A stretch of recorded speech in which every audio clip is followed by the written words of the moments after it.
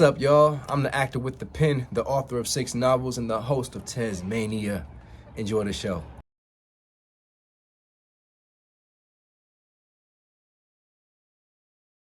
I'm just trying to chase dreams, but I think they chase me.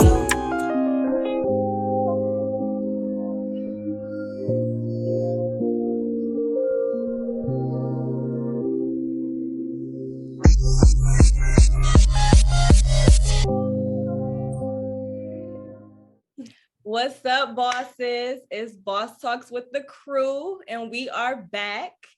It's been a little minute. We took a small break, but we back at it. My name is Sherelle Monet. I'm Miss Working. I'm Jayla Marie. And I'm Chef Sham. All right, y'all. So we got a little, exciting guest on our show. Longtime friend of ours for many, many years. Dantes. I don't know if you want me to give your whole name out there, because you Mr.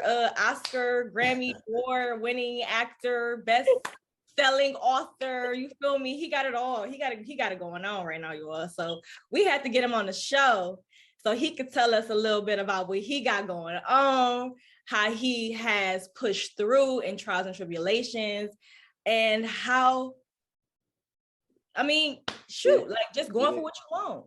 Yeah. First, thank y'all for having me. This is definitely perfect timing, and I'm glad to be able to share this story with my sisters. Like y'all, we grew up together. I remember, when all y'all had little big heads and couldn't match y'all bodies, but I'm just messing. I'm messing. We go back to the Green Lady days, though. Y'all look like this. Yes. Oh my God! Listen. Yeah, legit. So I'm definitely happy to be here, and I'm looking forward to having this conversation with y'all. Yes, we are happy to have you. Okay, so let's just get right into it. Okay, so when did you move to LA to start your acting career? Because Yeah. So I moved to LA back in 2019. It was supposed to be temporary. I was going to come here just for pilot season. That's a season where we just auditioned for TV shows to try and get picked up for the very first episode, the start off of the show. So I came out because I was auditioning for All American first, and I wasn't out here at the time. So my opportunities, they didn't go too far because I was still back in Ohio. So I came out here to put my foot to the ground, to the pavement out here, and that's how we got started. That's how it got started. 2019. You just said, "Ow!" Just up the left and yeah. Twice. Like, how long did? Okay, I'm not gonna say how long did it take you to realize, but as far as your career and what you were going for, how many times did you not get what you want to just say, you know what, I'm gonna just go ahead and just take this leap of faith because something on the other side of that door? So how long, I want to say, did it take you think? So I would say that it's crazy because every time I put a goal down and I wrote it down and I just pursued it, it always happened. So I started acting eight years ago. Right after high school, I remember running into y'all at Akron, and I realized that college wasn't for me. Mm-hmm. So I remember talking to Steve Harvey, and it was for this thing called Men's Excellence, Black Male Excellence Network or something like that. And I got to talk to Steve Harvey behind the stage and stuff. And I told him that I wanted to make my books into movies because I wrote a book when I was 12. And he said to me to figure out what I want to do exactly and just pursue it. And, I was like, cool. So I moved in with my best friend after college, after the first year. And I woke up one morning, I said, I want to be an actor.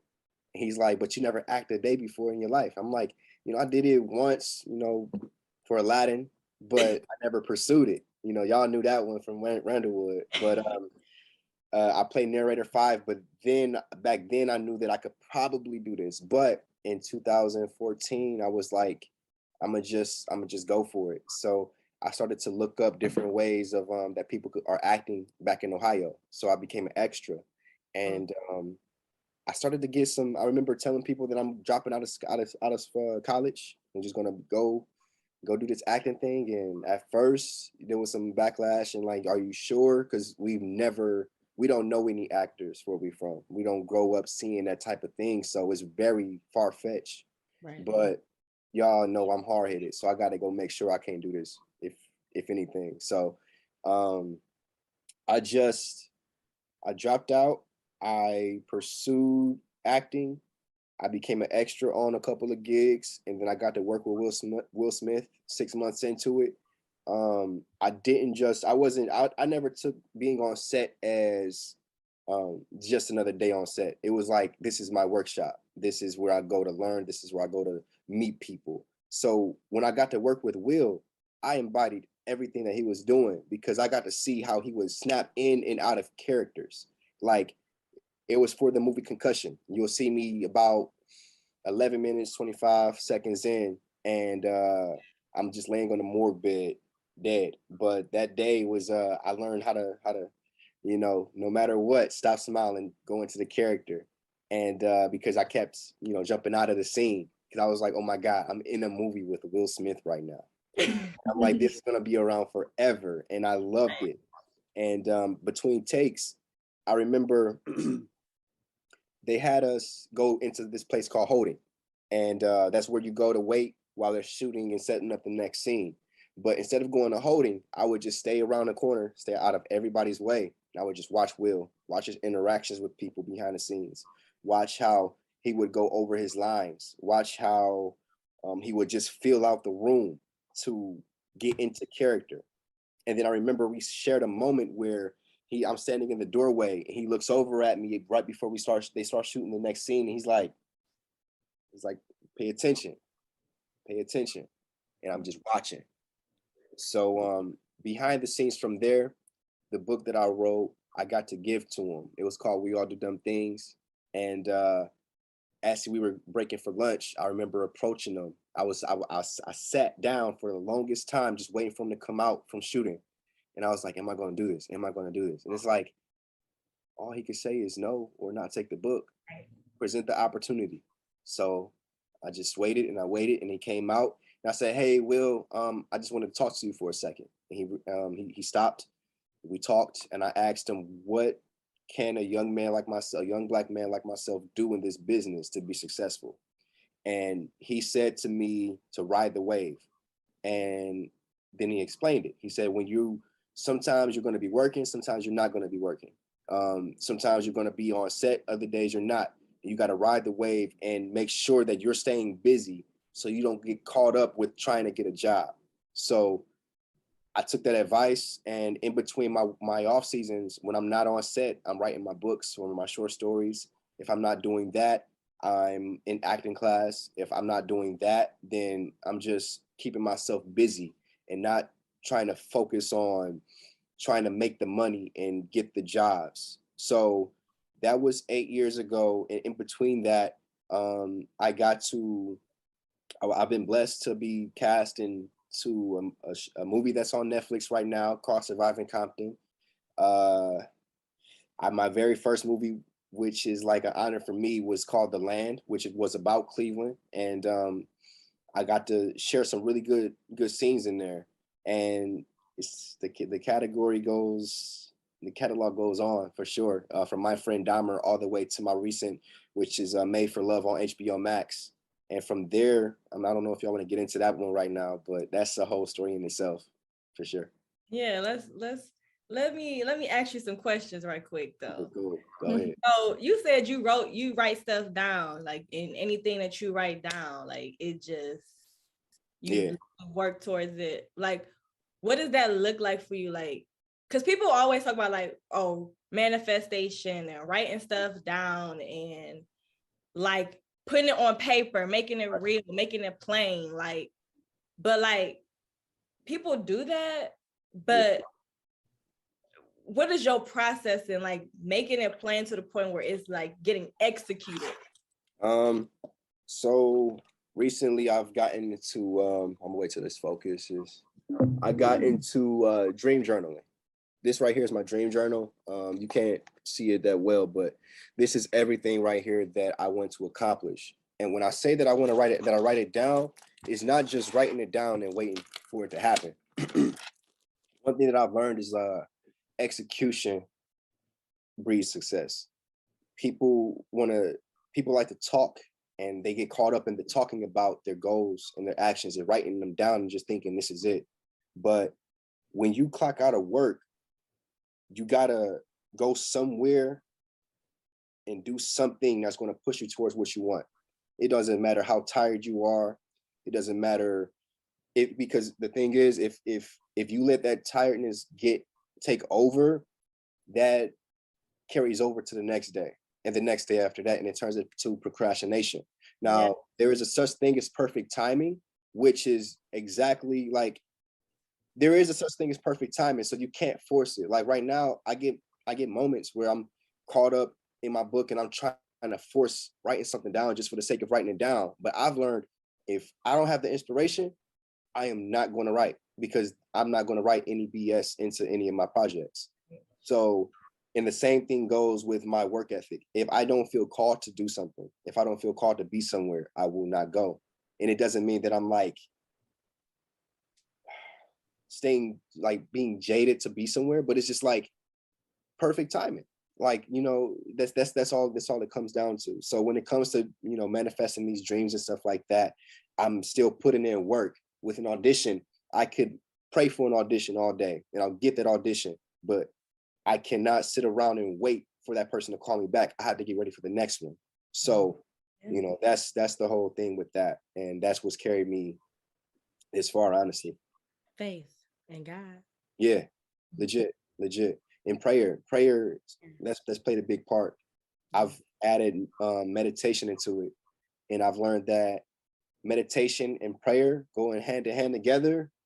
You got superpowers that way. Stop it. Yes, sir. Legit. I had to snap the bag. Yes. Yeah, I'm You really gonna add touched to on that. because that is so serious. That is so true. The power of prayer is just even just like outside things. So you can tell when prayer works. I just been praying for my little sister, and I literally have been seeing a difference. More than one prayer, they say, as a congregation, but no, faith and prayer, that's what carried you. Thank God. But you always said you wanted to be an actor, Dantes. I'm talking about back in Randallwood days. You always legit. You know, it's crazy. I forgot about that until I started remembering that I did the Aladdin play. I was like, I wanted to do this forever. So I got to meet Yvette Nicole Brown. She was on Drake and Josh and a bunch of other stuff, but I never knew that she went to she grew up in Warrensville. Yeah. And then she went to the University of Akron, and then she moved out here off of $100 to her name. And I'm like, I started in college. I said, if she could do that, walking the same exact grounds that I did, I'm going for it. Yeah. So they didn't already paved the way. So the most that can happen, like you said, the most they can say is no, or you got to get ready for that next door to open. Exactly. You just sit around the way. Oh my goodness. Yes, I completely agree. Yeah. I got a question though. What up? Do you believe, like, do you feel like you just got lucky? Like, do you just feel like this just like, you know, people be like doing this luck and fate, like versus destiny. Like, do you feel like you've paved the way for your, like, well, I know what you feel, but you know, like, yeah. Do you feel like you lucky, or do you feel like this just happened just like off the strength of you just like, hey, I'm gonna just do this on a limb? Or do you feel like this was something that was like destined to be, like you were like, this is you? I think it's I feel like I've been blessed, highly favored for sure. I've been in situations where I'm like, how did this happen? Why did this happen to me? But I never asked the why. Now I understand that it's bigger than me, because I'm not doing this for me. I'm doing it for a whole generation after me. Like, long after I'm gone, I want my kids to look back and read my books and see my successes, see me on TV, and know that they could do it too, because for that simple reason that we didn't grow up doing and seeing these things. I want to bring that opportunity to my families, to my brother and sisters, my nieces and nephews. So but I think because of that reason, that's why I'm blessed. That's why I'm favored. And the luck part, a lot of times I think I'm lucky.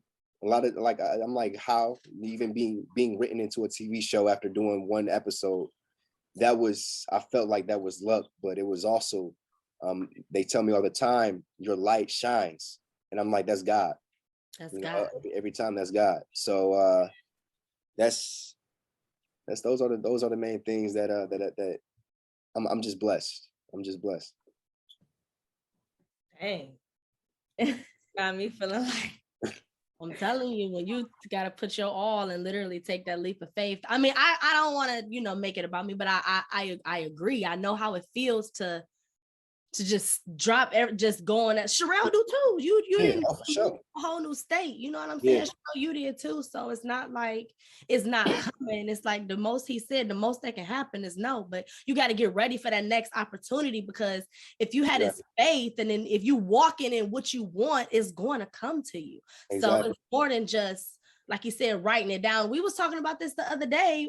We was talking about this on our first episode of season 2. What was the Romans doing in between time? It didn't happen overnight. They were putting in the work in between time. So yes, he wrote it down, but he was also, like you said, taking those necessary precautions. And sometimes you do have to, I'm gonna say, isolate yourself from other things, because you will fall and you will get distracted along the way. But when you stay grounded, like you said, you can't stop nothing. So I agree that it's manifesting, but it's like believing in yourself, because yes, your friends believe in you, but if you know you can do this, and like you said, that's why I got a little emotional, because I was just talking to my mother on the phone, but before we got on the episode, I'm like, Mommy, I wasn't even supposed to work last night, and I still tried to do like little stuff like edit in between time. But even when I'm off the clock, literally when I clock out, I'm still cooking at home, making reels, making content, saving things, because now I'm getting to the point where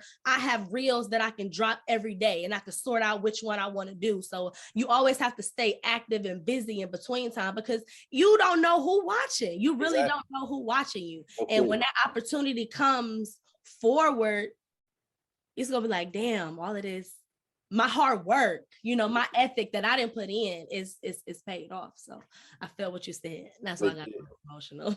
You good, and I appreciate that. I appreciate you sharing that, because that's exactly what it is. I'm glad I could, even piggyback off of that message that you got, as far as like working even when you're off the clock, because that's, we go to work for these other people. When do we work for ourselves? When do we realize our dreams and what we want, and realize that we can actually have that if we just apply ourselves? That's just that's all it is, So Sherelle. This episode was like meant, or fate, or however you want to say, but this episode was definitely well needed, because we all been going through a little bit of something, and I'm not going to put it out there, but we all been going through some things, and it's like, okay, life is happening, but you cannot let life tackle life. Exactly. Yeah, you can't. You gotta like ride with the wave. That way. My boss was saying, and I'm grateful for them because they're Black owned. But they was like, he mentioned another thing too. He was like, "Don't chase the money, chase the dream. The money is gonna come." Exactly. So the fact that you said that, and I'm like, damn, it just hit like another whole other time. So legit. Because listen, I got a long list of movies right now.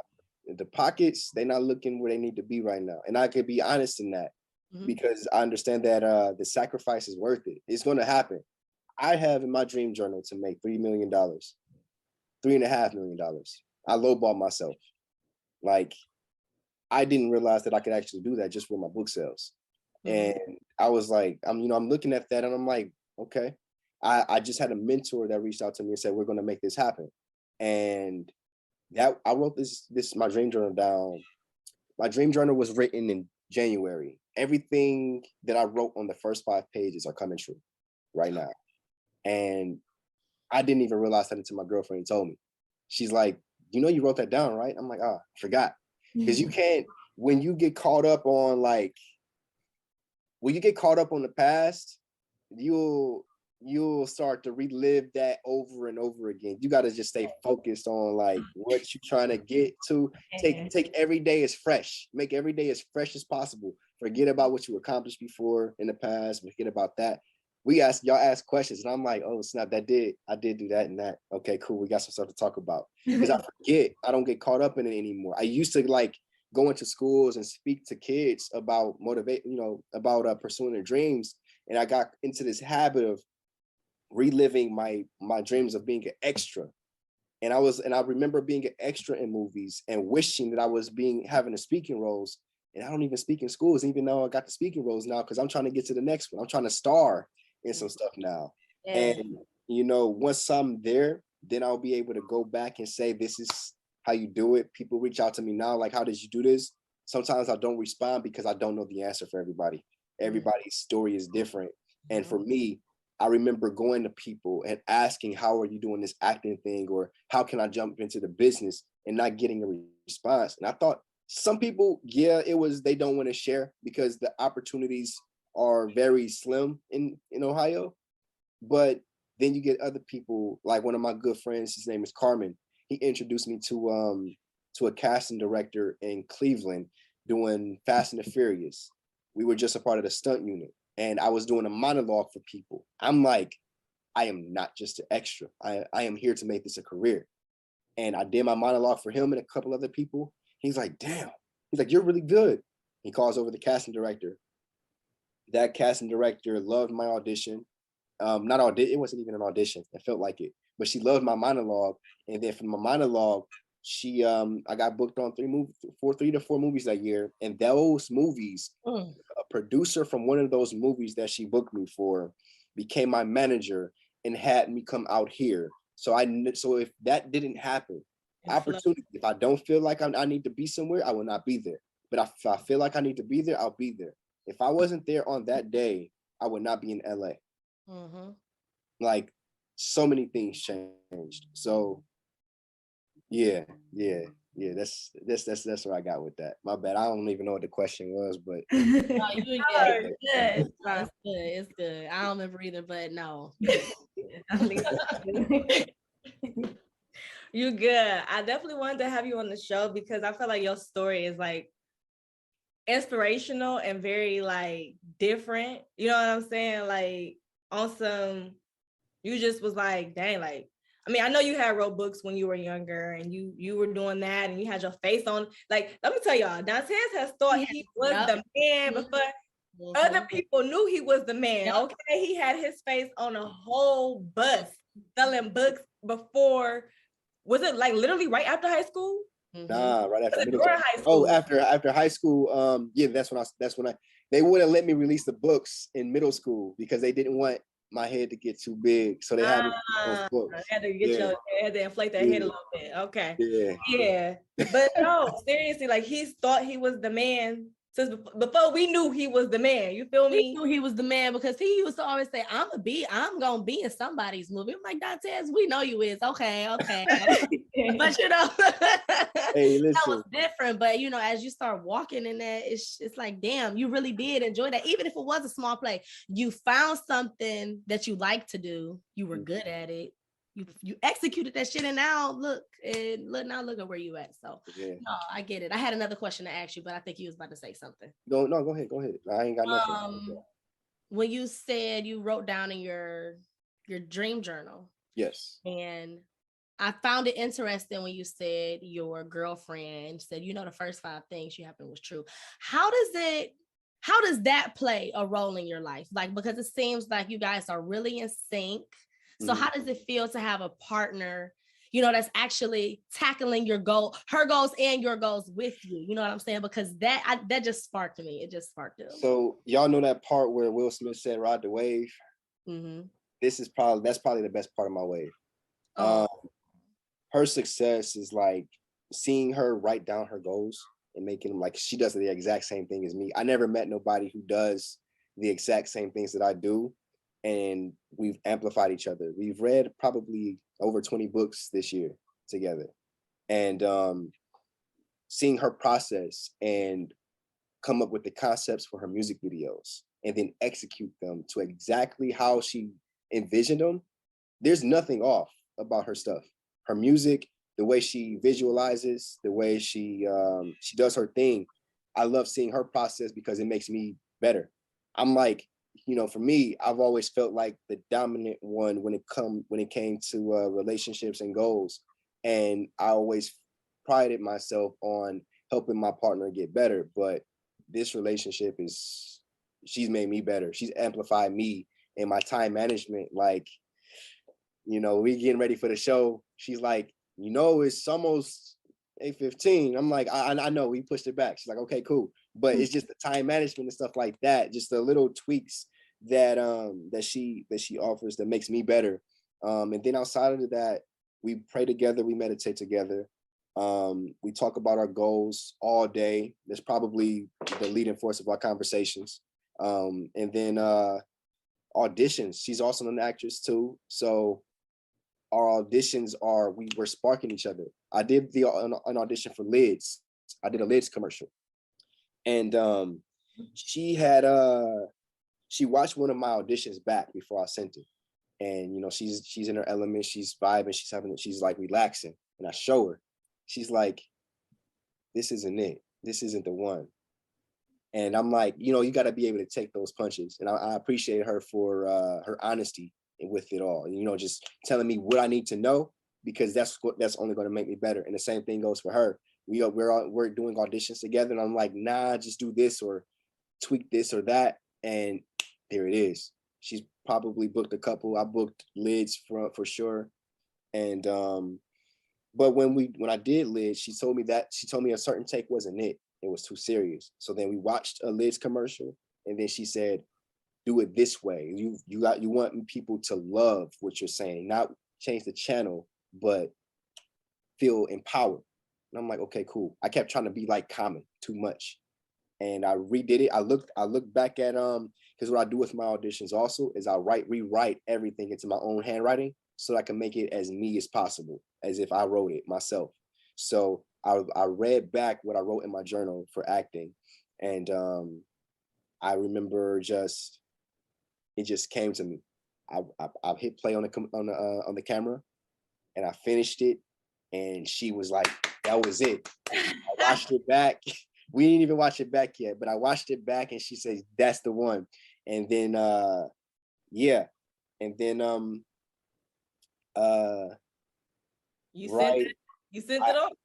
I sent it off, but the day I found out was the day I went back to Ohio, and it was the last time that I got to see my dad. So I got to share that moment with him of him just hearing how the negotiations work with the business, and he got to really feel a part of it because he never got to see the process. I was always on the road and just doing things and making this thing happen, but he never got to hear the cause with me of me booking something. So Lids, that commercial is very special for me, for sure. Yeah. I loved it. You guys have to watch it. It's like a minute or 30 seconds long, almost 2 minutes. But when I tell you that commercial is fire, okay, it's fire. Thank you. It was, what was it about? They were bringing the Negro Leagues. Yep. They just started a collection with the Negro Leagues for baseball and basketball, and they're just honoring them because they've never had a collection before with any other brand. So Lids got to introduce that, and I got to be the spokesperson for that catalog. So it's very uplifting on set. I felt my father's presence, my grandfather's presence, and the presence of every man that would be smiling at that. I knew the responsibility that I held with that. And there wasn't a moment on set that I was offbeat. That audition was about 2 pages long.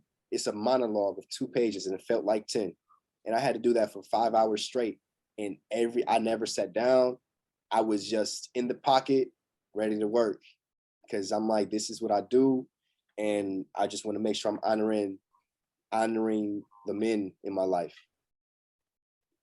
And that's a big thing for Black people. You know what I'm saying? Like you being a spokesperson for such things that like literally carried us through all the trouble and times that we had, you know, the Negro League and baseball, like that's huge for like, Yep. you know what I mean, for us as Black people, and even what the Harlem Tribes and all that different stuff that we grew up and our parents grew up seeing, and the fact that she was able to bring that back to 21st century, and you being the spokesperson for something like that and literally showing up and being there for Black people, like that in itself is amazing. So Thank you. I was happy and very elated when I seen that commercial. Thank you. It was a blessing for sure. That was my favorite thing. I Yeah. got a question. Mhm. All right. How often are you able to like come back and see your family? Probably once, maybe 3 times a year.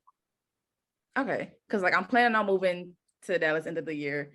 So I guess like the biggest thing for me in my head is like missing out on things. So like Yeah. how have you been making it through missing out? Because I know you missed out on so much. I ain't gonna lie, this one keeps me sane.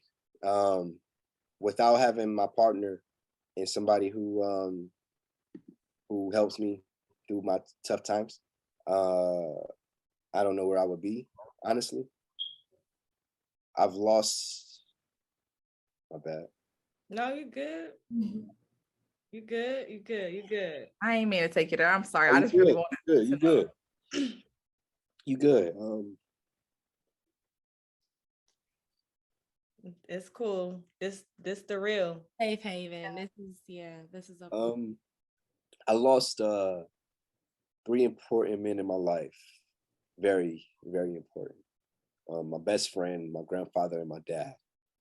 And my niece was born 3 days after my dad had crossed over. And even missing out on time with her is tough.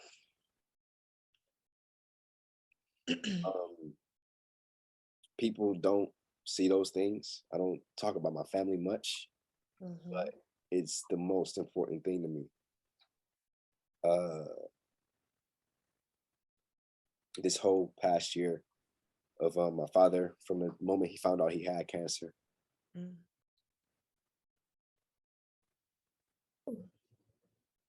to today, it's tough. It's not easy. The successes they're great, they're cool. I would definitely love. Sorry. Good.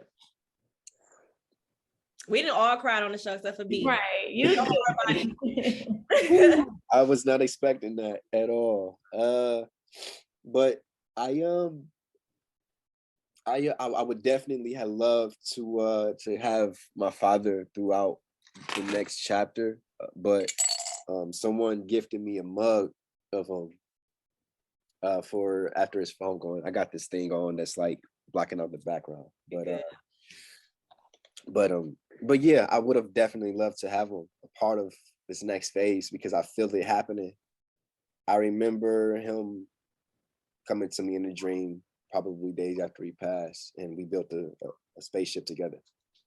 And I had no clue what it meant. I told my little sister about it, of all people, and she's like, "He's telling you about to take off, fool."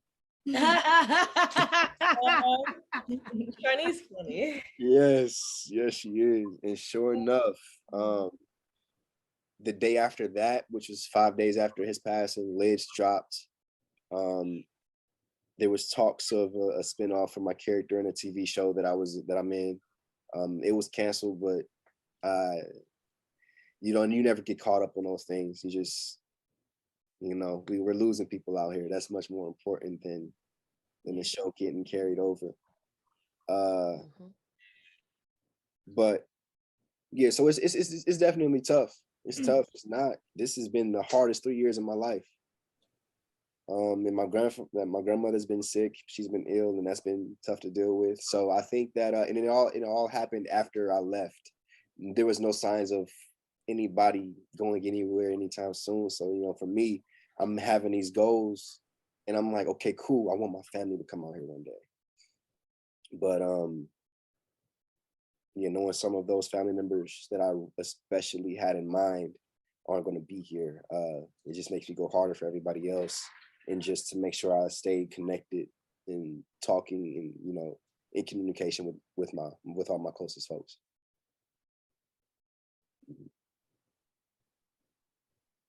I They appreciate wouldn't you want you being to be open. back at home. They wouldn't want you to be back at home.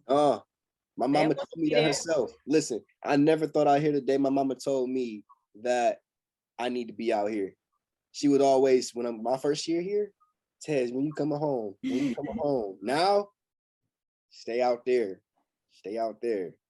Your home is out there. My brother, I love him to death. My brother, when my father was too ill to speak, my brother shared a conversation that he had with my dad with me, and they were proud of me for being here. And my brother said, I remember, because I was like, I'm gonna have to come back home, make sure the family's straight.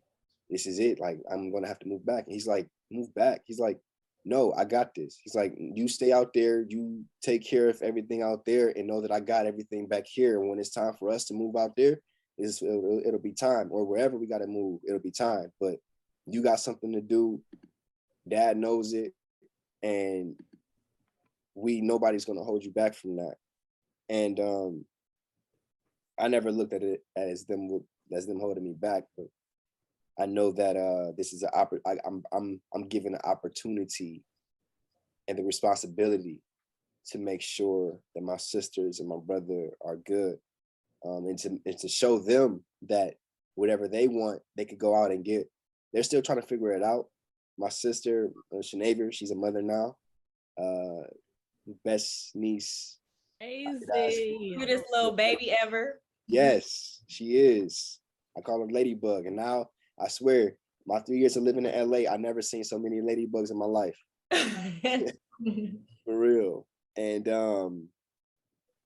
yeah, so it's been tough, but my lady keeps me sane, and just this dream of mine keeps me going. So that's it. I got another question. What's up? How much is y'all gas out there? $7, $6.50. Dang. $6.50. Hey, they about to make me start riding a horse out here. No, for real. Just seen the horse walking down the street the other day. For real. I already know. Man had a Whataburger cup with his horse walking down the Oh my sidewalk. I kid you not. Hey, I That's believe it. crazy. I'm about to get me a horse right in this parking lot. Hey, mind my business. Right. Hey, go buy that bill of hay. You feel me? Hey, Get your damn yeah. shovel, scoop up the shit and keep it moving, because Yeah, this is ridiculous. it is. It is. Ridiculous. Shit, yeah, when he he got that, he gonna do that bestseller offer. He gonna have 3 million. He gonna buy him 2 damn horses. You know, you ain't got to worry about shit.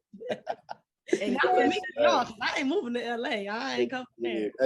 that's tough, but having the help is nice. We don't have to just drive one car, so we both putting gas in the vehicles and stuff. So we don't think about it too much. And what we gonna do? Not get gas? So right. fill it up and keep going. Know that it's gonna change. Don't think about it. Just do it. Do it. That shit Yeah. crazy. Yeah, but no, I was just being funny. Appreciate that question, because listen, I've been thinking about that answer for a long time. Literally. Yeah, well, it was definitely a joy, Dantes. You touched on every single subject, and I really feel like this episode, like I said, I think it was really meant to be.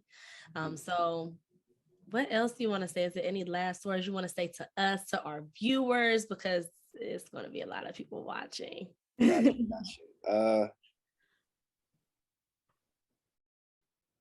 Whatever you want to do out here, whatever you want to do, just go for it, because we're giving less than 100 years on this life, in this world.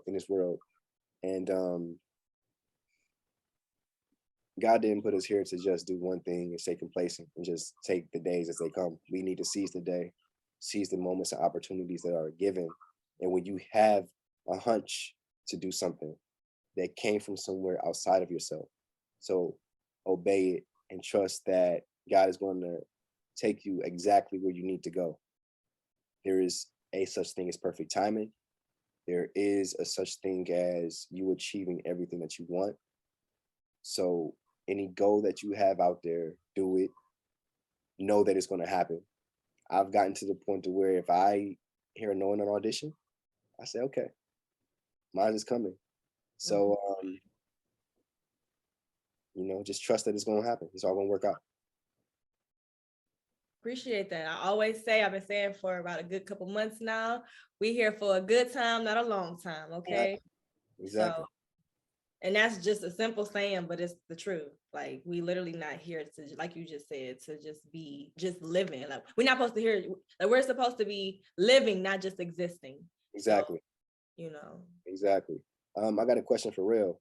How'd you feel about the show? Okay, y'all, I did watch HBO Max on HBO Max. It's called Made for Love. And I was stuck. I'll finish that show in 4 days. I'm sorry that it got canceled because the last episode on season 2 had me messed up. Okay, I'm sorry. I love the main character the whole way through season 1 and season 2, and then season 2 at the end. I'm like, she crazy as hell. What the hell? Okay, I'm gonna have to. We go hard to tap. I'm That's the main You said it's on HBO. Made for Love. On HBO. My main man on there named Donnie, ain't it? Donnie. Yep. Yeah. I got to pick that. Yeah. Pick his name. Mhm. And that's his is hilarious. Okay, so he plays a funny character, and he gets to play not a serious role, but like a funny role. Can I? Yes, let's talk about it a little bit. Let's talk about it. So I ain't even gonna lie to y'all. Y'all probably know me as the most serious person in the world. I never thought that my first role in LA would have been comedy, ever. I auditioned for it. It was a next day audition. So I had to go over the lines real quick. It was like 2 or 3 pages. And I went in the next day. I left work early at Target. I go into the casting directors at HBO. I would go into their office. And I remember doing my audition. And I'll remind you, this audition, the name of it at first was Shirtless Guy. And that was the name of my role at first, Shirtless Guy. So I go into the room, and there's other guys in there, they're, they're thugged out. There's dudes in there with beanies and these hoodies and, all this stuff. And I'm in my work clothes. So I go into the office and I'm like, hey, can I take my shirt off? And the casting director's like, she's like, no, you don't have to. You don't have to. I'm like, I'm going to take my shirt off. So I take my shirt off, I fold it up, and I sit in the chair.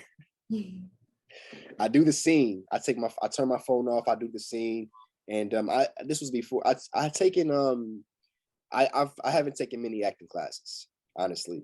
I've probably taken at that point I just did private coaching, and that was just whenever I would get an audition, and but I didn't have a coach for this one. I just went in, I did the scene, and I left. I get a call that Monday. That was a Friday. I get a call Monday from my manager. He's like, hey, you're on hold. Do you have the rights to your tattoos? Before I moved to LA, I got the rights of all my tattoos from every tattoo artist. So I got the rights to them. I say, yeah, got them. He's like, perfect. Call you back. I didn't get a call back till Wednesday. I was sweating I didn't get a call back till Tuesday. I was sweating for 24 hours. I'm on my way to actually get some ice cream, and I get a call from my manager. He's like, you booked it.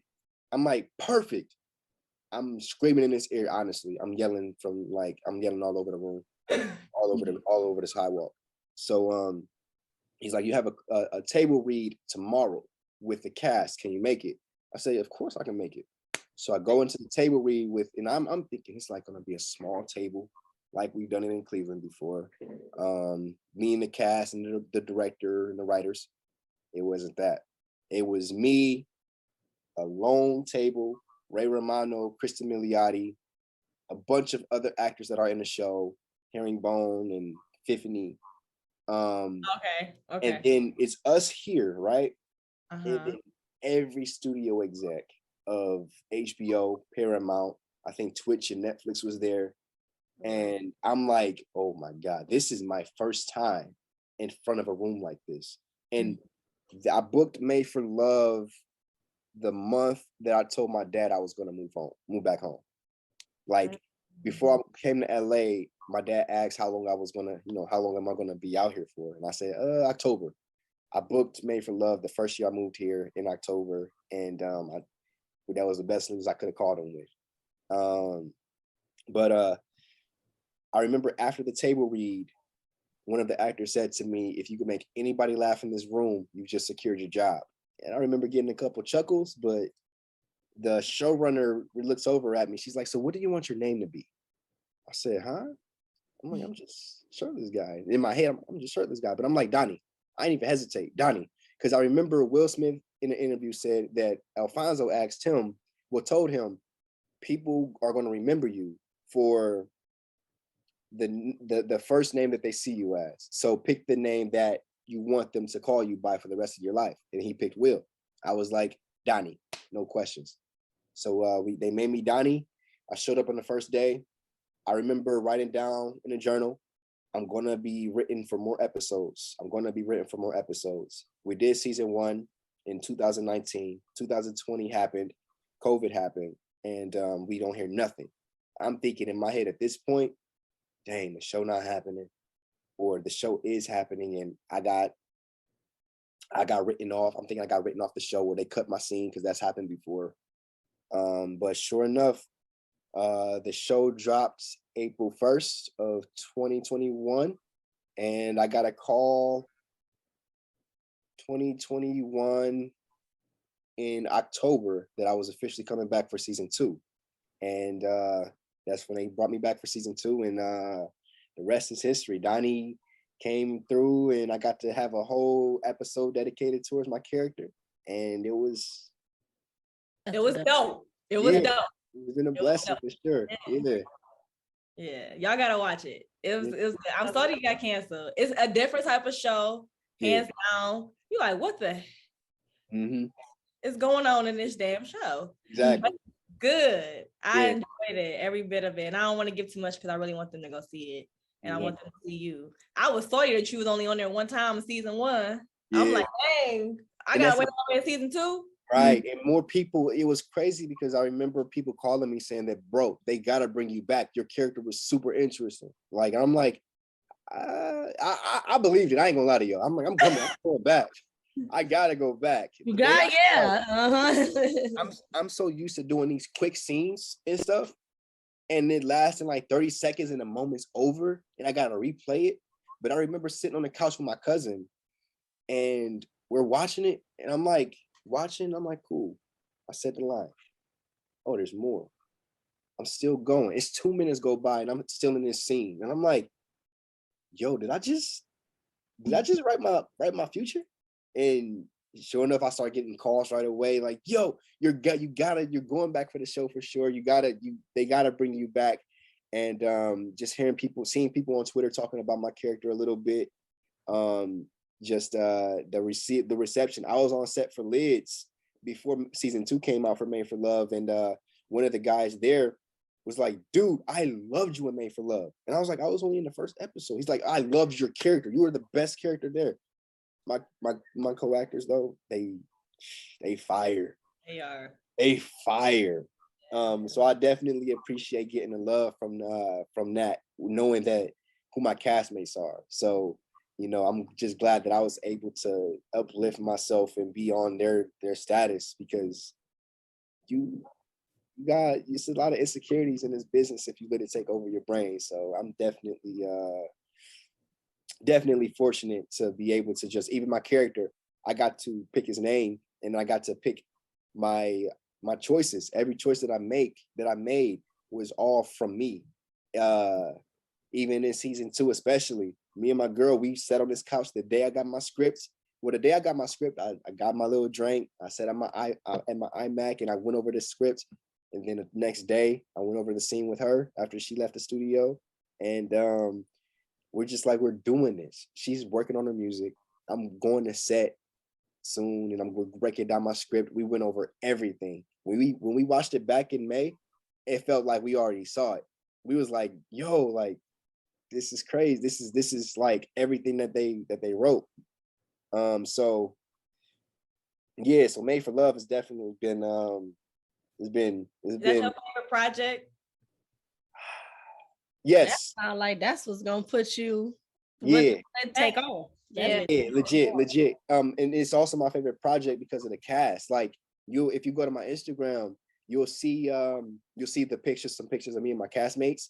In every picture, you can feel the love. Like it's nothing but smiles. I'm cheesing ear to ear the entire night, and I had no clue that half the pictures that was taken were being taken. I was just so caught up with like seeing everybody again, because we don't get to see each other because of COVID. So it's like half these people I hadn't seen in 3 years. So, I was just like, yo, like we here, we did it. We did Right. that. And yeah, it was just, Made for Love's definitely been my favorite. And also Kim Whitley, she I found out that she was from Cleveland. Forgive me. I'm sorry. Yes, forgive you, because you should have been knew that. I should have known. And she let me have it for it. But we were sitting it was our first day on set, and I'm just looking up at the mountains. And I said, these are so beautiful. And she says they are. I'm like, you don't see this all every time where I come from.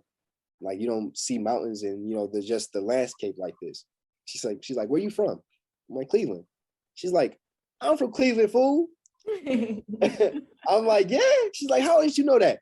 She's like, I bet Yeah, you. she definitely hanging up in the high school. Yeah, she be kicking it out there, man. She out there a lot too. But she was like, I bet you knew Steve Harvey was from Cleveland. I said, well, honestly, it's because I met him, but I did, but still. But we had our banter back and forth. But me and my lady, we got to go to her crib for around Christmas time and just go over the scene. And she came out to the rap party, so we got to see each other some more. Got to meet her son and her little dog. So we built a bond. It's crazy just being able to text her up and just say, "Yo, you good?" And even getting a response. I'm just like, okay, I'm carrying myself like we're here now, and I am allowing myself to not let the moments get bigger than me. I'm just taking them as they come. Sometimes they still get bigger.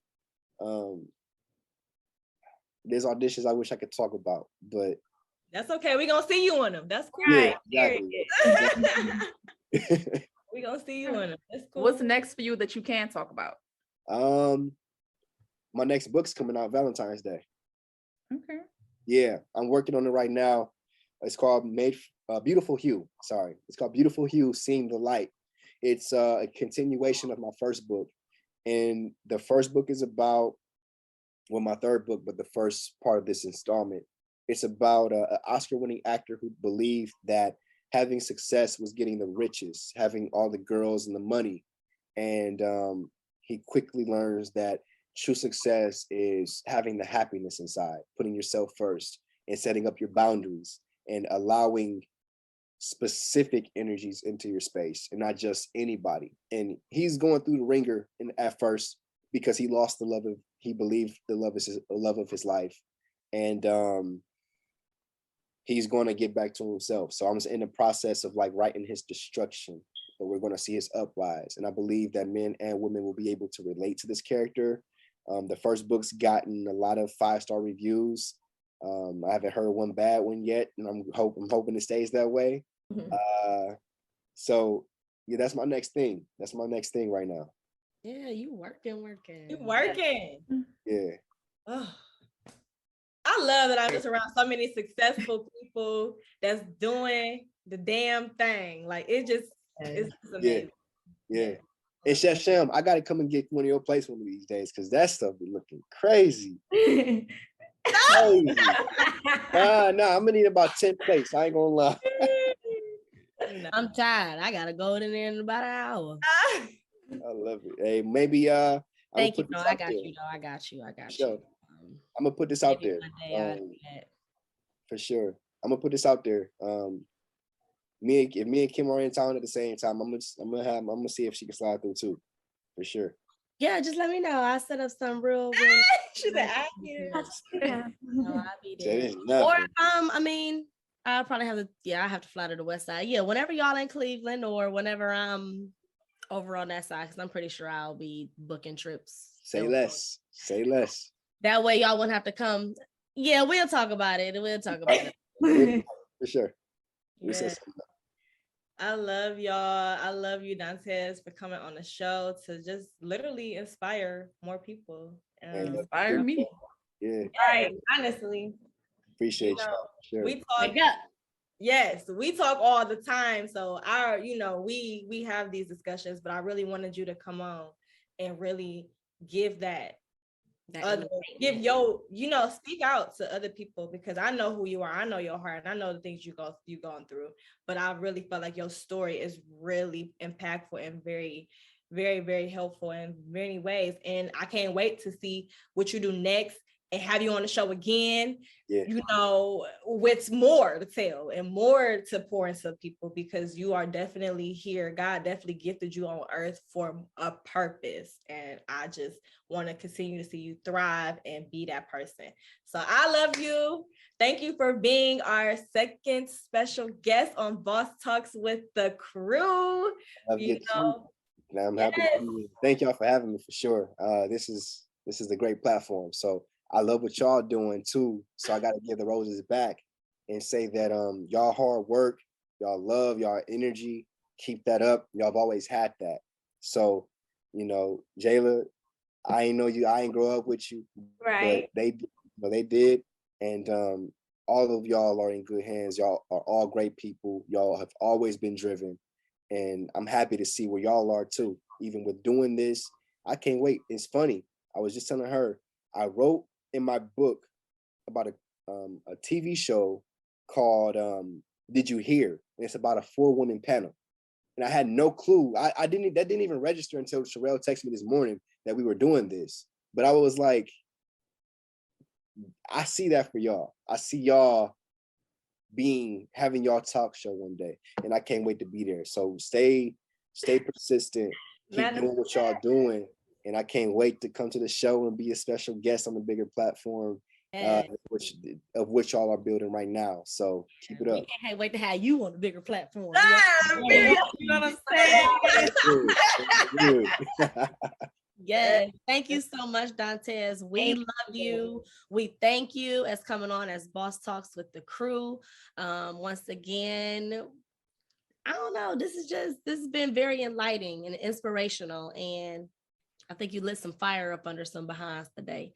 So we can go ahead and get back to work. Bosses, if you are watching, listen to what he said, get back to work. Don't let life you, tackle life, ride that wave. And thank you for tuning in with Boss Talks with the Crew. Remember to like, subscribe, and comment down below if you want to talk about anything else as far as manifestation, fate, any questions you guys have, or just want to lend that open ear. So until next time, guys, bye. Bye. I'm just trying to chase dreams, but I think they chase me. No other motive in between. Life is never what it seems.